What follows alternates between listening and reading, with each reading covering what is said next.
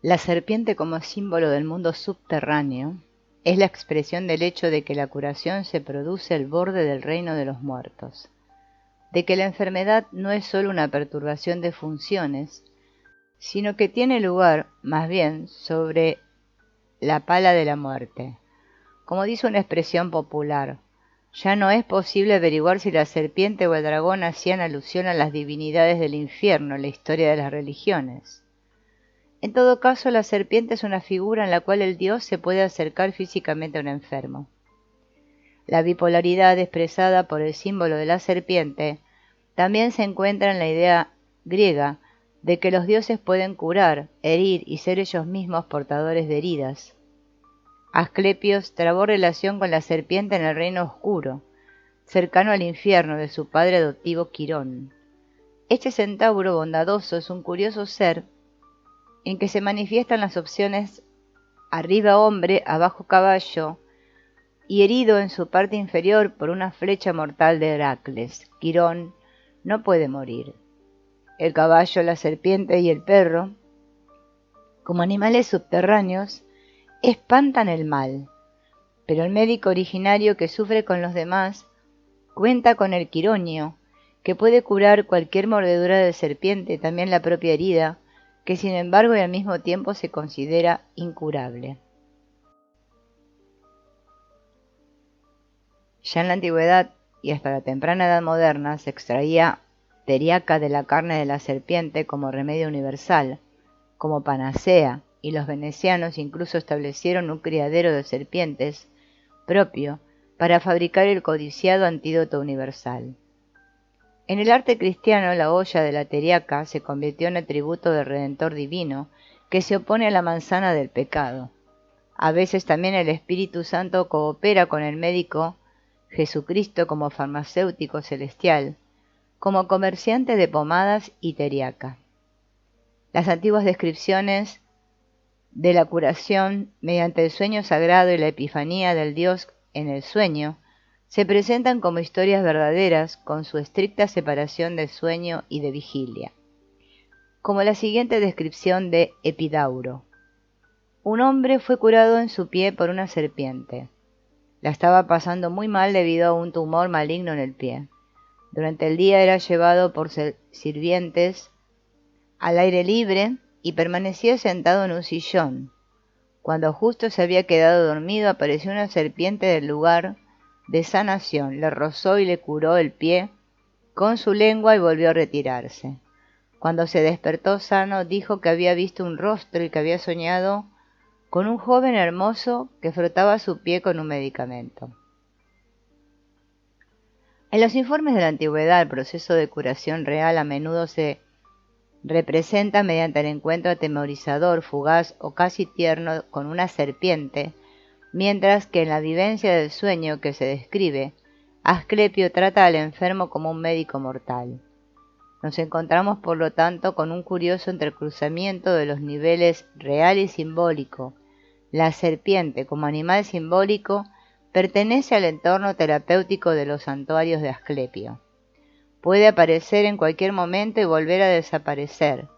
Su aparición representa el proceso de curación de modo mucho más concreto que en nuestros emblemas médicos estilizados. En su carácter animal terrenal, remite al aspecto divino de la curación, a la aparición de Asclepio en el sueño que por lo general se representaba de modo muy concreto, prácticamente como tratamiento orgánico y sintomático. También en la isla de Kos, el centro de la medicina científica práctica, había un templo de Asclepios. En la sucesión de generaciones de los médicos hipocráticos, surgió allí el símbolo del cetro familiar, alrededor del cual se enrosca la serpiente. La vara representa la transmisión del conocimiento y del arte, como se lo exalta en el juramento hipocrático.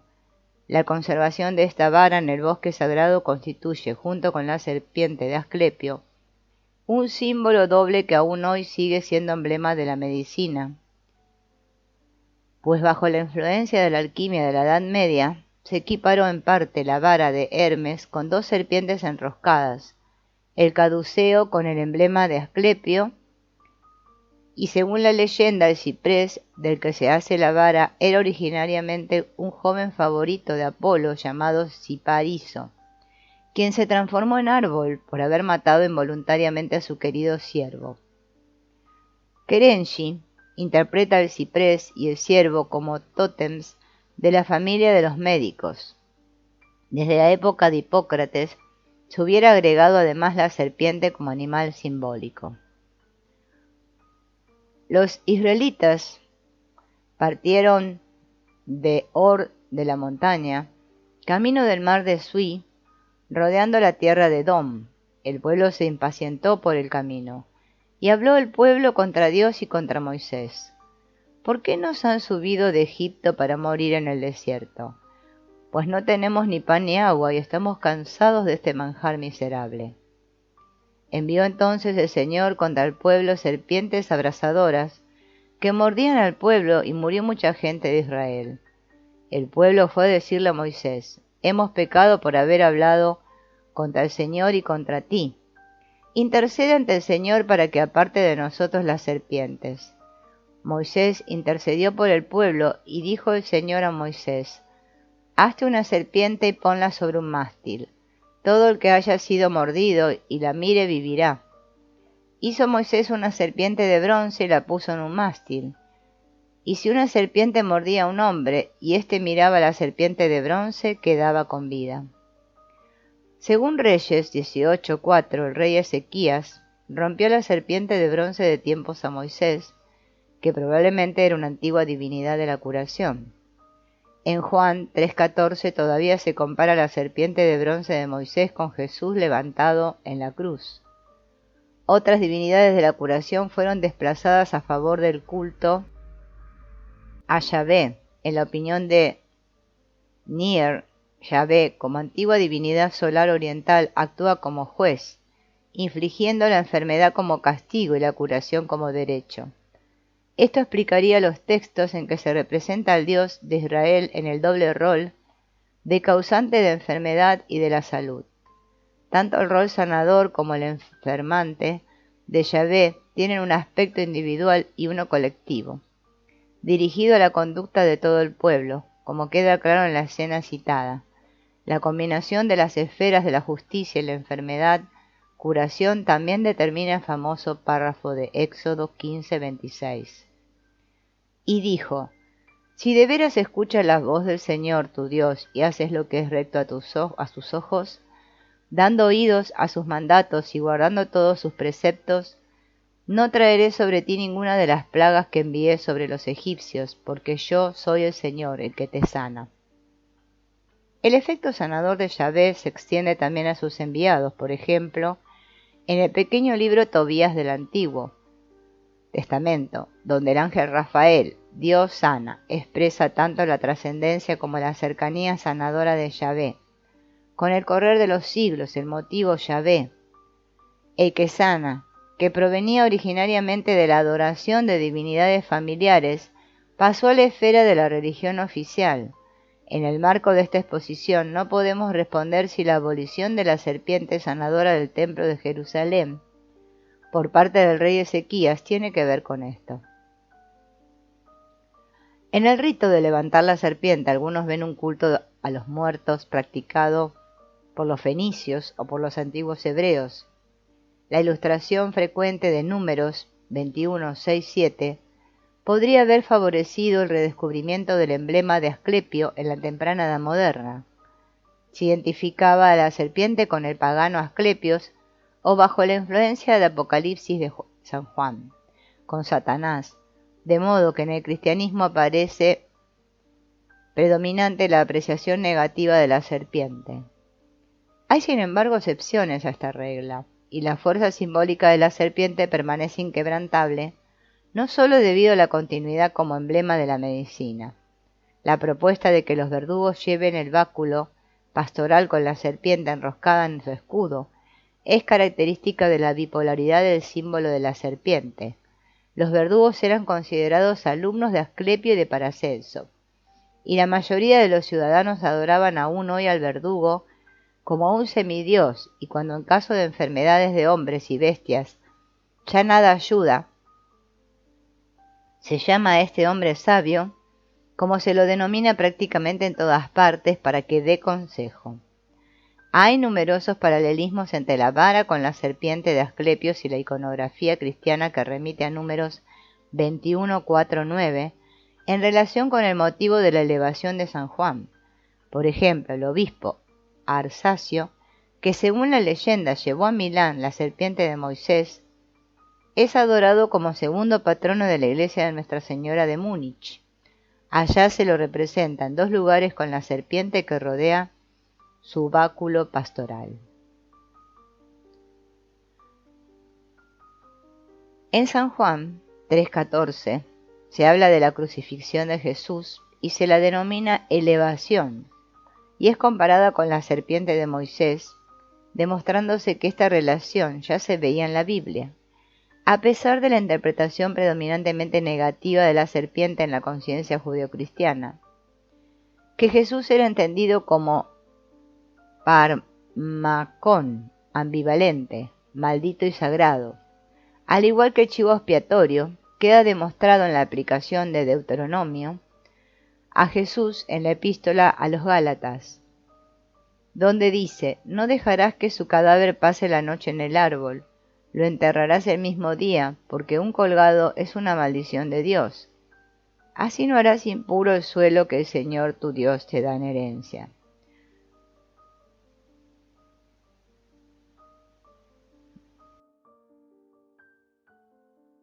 La serpiente puede ser un símbolo terrenal, amoral, compensatorio, por el cual debo dejarme devorar, como primera instancia en el proceso de curación y desarrollo. Por el otro lado, en el contacto con el inconsciente necesitamos la cruz para poder vencer al dragón. El viaje marítimo nocturno de la curación, el ser devorado por el inconsciente, fue descrito por Jung mediante imágenes alquimistas y bíblicas. José en la cisterna, Jonás en el pez, la sepultura de Jesús. En el siguiente sueño se demuestra claramente que ambas cosas están relacionadas: la cruz como símbolo de totalidad y la serpiente como símbolo ambivalente de los opuestos de la curación. Fernando, un hombre de 39 años, llega en una excursión con su novia a una antigua iglesia redonda romántica, cuyo interior, para su disgusto, ha sido remoldeado en estilo barroco. Y a continuación tiene un sueño. Voy a una iglesia antigua, bastante sencilla y vacía, me acerco al coro y subo los escalones del altar. En el centro de la tarima del altar descubierto veo un gran bajo relieve redondo. Cuando lo miro más de cerca compruebo que está formado por un círculo exterior que contiene una cruz de brazos iguales, que contiene en sí otra cruz en su centro. El motivo del círculo y de la cruz encerrada se repite concéntricamente 3 veces. Dentro de la cruz más pequeña hay otro círculo. Cuando lo observo con la mirada tranquila veo que es una serpiente que también tiene forma de círculo y se mueve concéntricamente.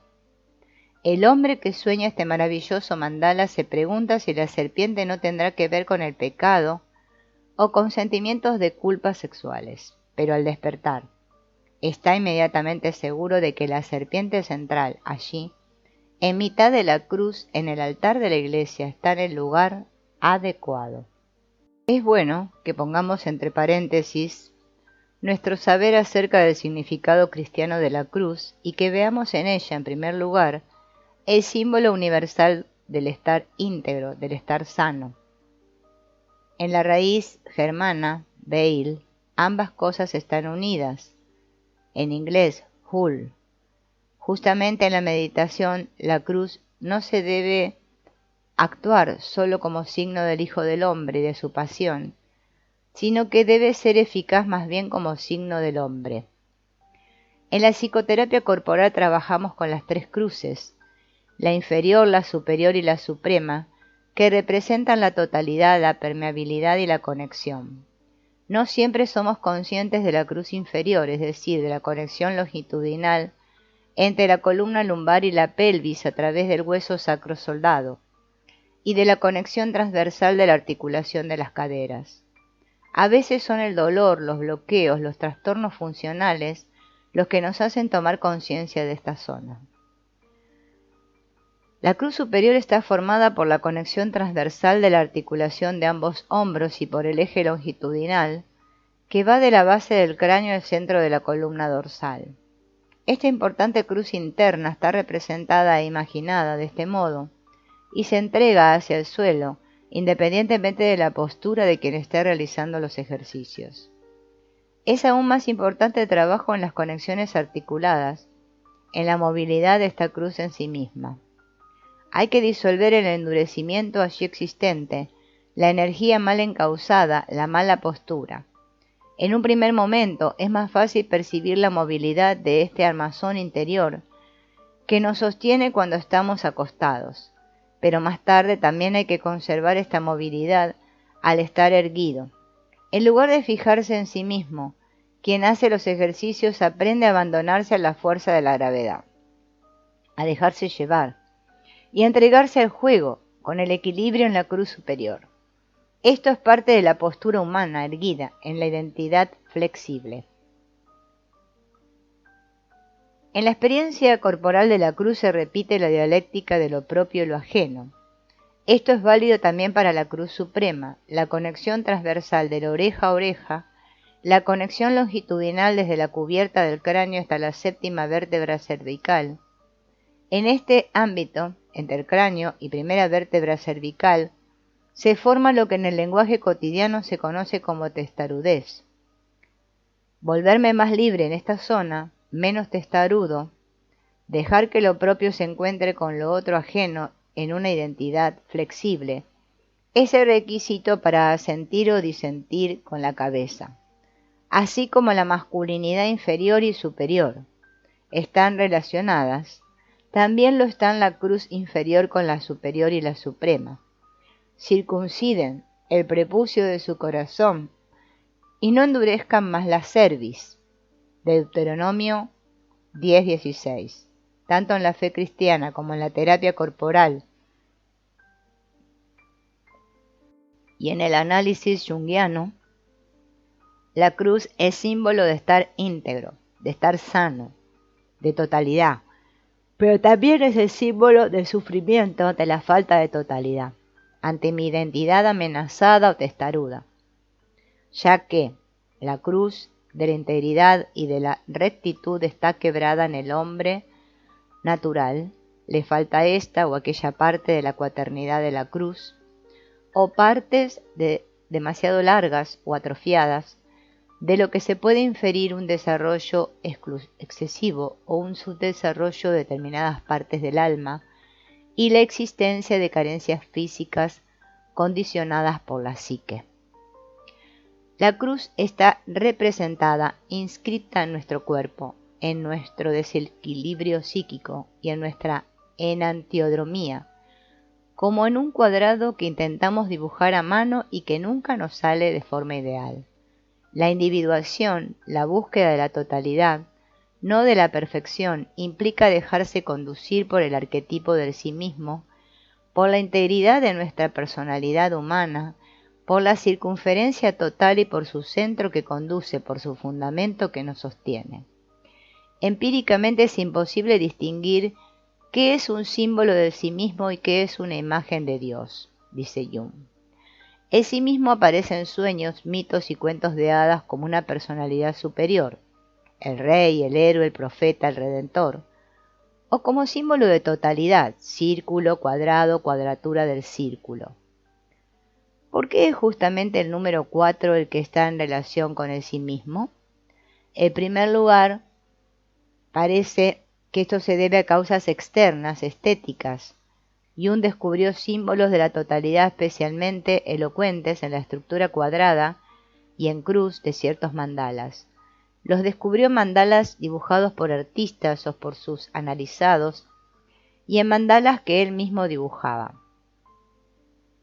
Ejemplificaremos la búsqueda del arquetipo del sí mismo Con el ingreso a una antigua iglesia cuyo principio de construcción no podemos entender de inmediato en la oscuridad, la forma en que nos orientamos en esta iglesia fue descrita por Jung en su tipología, los 4 tipos de función: sentimiento y pensamiento, sensación e intuición. Conforman 2 parejas que se pueden representar en forma de cruz. Disponemos siempre de las 4 funciones, pero una de ellas es inferior. Actúa a partir del inconsciente. El sufrimiento por esta falta de totalidad y el deseo de integridad tipológica constituyen un motor central de la individuación. Si mi función superior es la sensación, al ingresar a nuestra antigua iglesia percibiré, en primer lugar, una cantidad de detalles: la distribución de la luz, las proporciones y las medidas del lugar, los elementos de estilo característicos que me permiten hacer un diagnóstico diferencial entre romántico, gótico, etc. Si soy un tipo introvertido de sensación, registraré ante todo que tengo hambre y que no he comido nada desde el desayuno. Miro el reloj, compruebo que de todas formas la iglesia cerrará en 15 minutos y decido ir a comer a un restaurante. Si en cambio mi función superior es la intuición, dejaré que primero actúe sobre mí la impresión general, me sentaré en un banco y me imaginaré cómo podría sonar un coral para un órgano de Bach, o cuál sería el aspecto de una bonita liturgia en este ambiente. O le doy un nombre al vitral a través del cual brilla el sol y cuyos detalles aún no alcanzo a reconocer. A estos 2 tipos de funciones perceptivas se oponen las funciones críticas, como tipo del pensamiento. Tal vez abra mi guía y comience sistemáticamente mi visita, intentando entender los argumentos de distintos autores de historia del arte que había estudiado al prepararme para la visita. Si en cambio soy un tipo del sentimiento, en primer lugar me preguntaré: ¿qué es bueno para mí y para mis acompañantes ahora? No comienzo con mi visita en la entrada o en el lugar en que comienza la guía. Probablemente compruebe que ni siquiera tengo ganas de visitar la iglesia. Buscaré más bien el lugar dentro de ella que más me guste, tal vez la antigua cripta prerromántica. He entrado a la iglesia con mis 4 capacidades. Estas forman una cruz, en la que se enfrentan en forma polar ambas funciones perceptivas y ambas funciones críticas respectivamente. He colocado el pensamiento arriba. Esto se corresponde con la simbología de la figura humana de Rosberg, que relaciona el polo intelectual con la cruz superior y el polo de las pulsiones con la cruz inferior. Aunque esta es la representación habitual, la misma solo es correcta para el tipo de pensamiento, es decir, que para el tipo de sentimiento. Si estaría arriba, S, y P abajo, y del mismo modo habría que llevar a cabo un reacomodamiento para los demás tipos. Según Jung, todas las personalidades cuentan con las 4 funciones. Sin embargo, es la función principal la que guía mi orientación consciente en mi mundo hasta el momento en que se manifiesta la función inferior, que actúa a partir del inconsciente. En el esquema de la cruz se trata siempre de la función opuesta a la función superior. Es decir, que el sentimiento será siempre la función inferior del tipo del pensamiento y viceversa. Del mismo modo se comportan la intuición y la sensación. La toma de conciencia de la función inferior, a menudo dolorosa, sucede por lo general en la crisis de la mitad de la vida, cuando la función superior comienza a reclinar y a perder aceite como un auto viejo. Esto se expresa en el sueño de Frank, un médico de 38 años. Con gran esfuerzo llego con mi automóvil hasta un cruce muy transitado. Despierto con malestar porque detengo el tránsito. Solo logro avanzar los últimos metros empujando con mi cuerpo. Me detengo en una playa de estacionamiento para discapacitados al lado de la iglesia de mi ciudad natal. En este sueño seguramente el auto es un símbolo del proceso de individuación, o mejor dicho, de la dinámica del sí mismo que me trajo hasta aquí. Más precisamente se trata de mi fortaleza, de mi función superior, ya sea esta el sentimiento, el pensamiento, la sensación o la intuición, con cuya ayuda pude dominar mi vida hasta el presente. Sin embargo, en la mitad de la vida, momento que trae consigo un profundo giro tipológico, esta función está agotada. Mi función principal entra en crisis, siento mi punto débil, me doy de narices, rengueo y me siento en cierto modo discapacitado, porque la función inferior se impone y es lenta, infantil y despótica. A menudo me la quiero sacar de encima, pero solo descubro el nuevo potencial de vida, como lo formula von Franz, cuando acepto su carácter inadaptado, inadecuado, ajeno al yo. La herida de la función inferior constituye un puente hacia el inconsciente. Jung distingue dos funciones racionales, el pensamiento y el sentimiento. Mediante el pensamiento juzgo una cosa por lo que es y lo que significa. Ordeno mi mundo valiéndome de conclusiones lógicas. Mediante el sentimiento juzgo si una situación es buena o mala, agradable o desagradable para mí y para mi entorno. Es decir, ¿qué es lo que vale para mí? Evalúo, pues, cómo es para mí y para los demás. Jung llama funciones irracionales o perceptivas a la intuición y a la sensación. Desde lo lingüístico, el sentimiento y la sensación o percepción de uno mismo no siempre están claramente diferenciados. La sensación dice que algo es. Como Fonction du Réel se pregunta, ¿cómo es verdaderamente? Mediante la intuición, en cambio, percibimos las posibilidades, de dónde proviene y hacia dónde va. La función principal que nos permite dominar la primera mitad de nuestra vida es consciente y cercana al yo, mientras que la función inferior opuesta a la función principal es inconsciente. Las cuatro funciones juntas forman una totalidad, que yo como individuo no puedo alcanzar. En el cruce de la mitad de la vida me doy cuenta de que yo mismo soy una cruz. El brazo de la cruz constituido por la función superior es el más desarrollado hacia la verdad, y hacia la izquierda todavía me puedo fiar aceptablemente de mis funciones auxiliares. La primera y la segunda función auxiliar se encuentran más o menos por encima del umbral de la conciencia. La función inferior, que es en cierto modo mi discapacidad, es la más débil. Ella es la herida abierta a través de la cual entro en contacto con el inconsciente. Si no estoy totalmente seguro de cuál es mi función superior, puedo descubrirla indirectamente a través de la función inferior que se le opone en la cruz tipológica.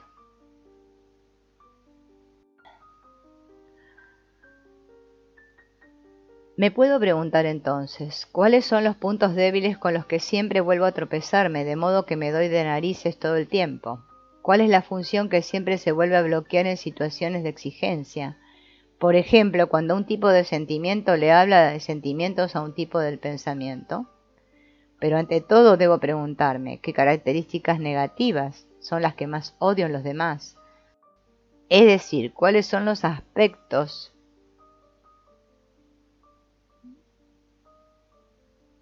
de la propia sombra que alojo en los demás para luchar contra ellos o tratarlos en los otros?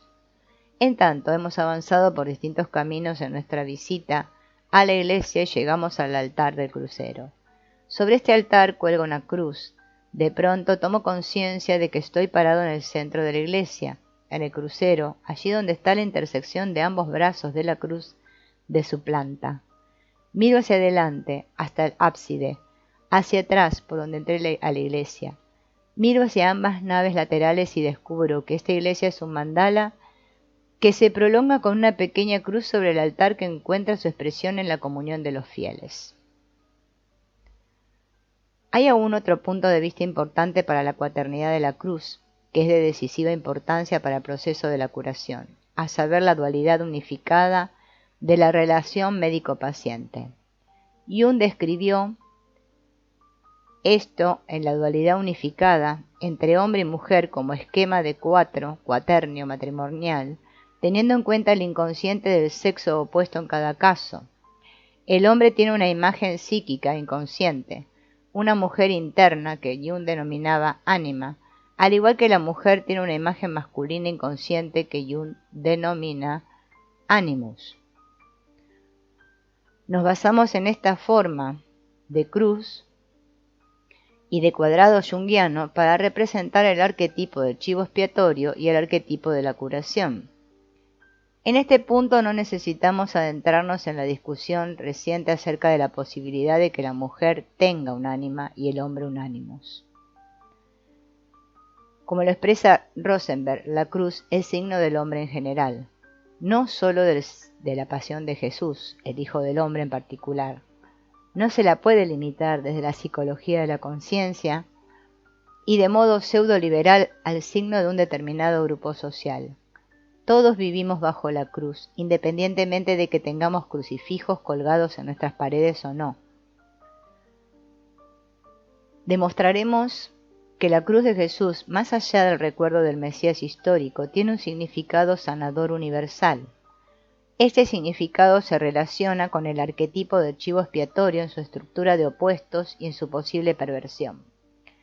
La psicopatología del cristianismo es rica en tales perversiones del arquetipo del chivo expiatorio.